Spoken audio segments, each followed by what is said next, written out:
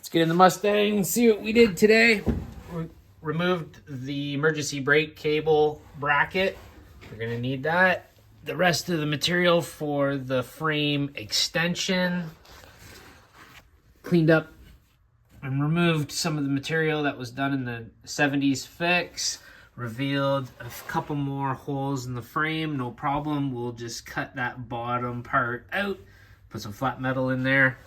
Away we go. Just cleaned up the sides, getting everything prepped and ready.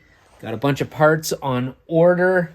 They're gonna be shipped. We got two different companies delivering, and one, the torque box on the passenger side is back ordered, so they're not delivering everything else, and that includes our floor pans that we're putting in.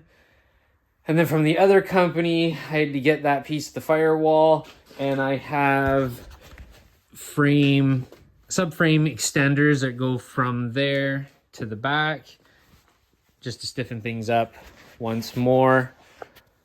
But we'll have to see when we get those parts, because like I said, that, and it's the part that we need last, is on back order.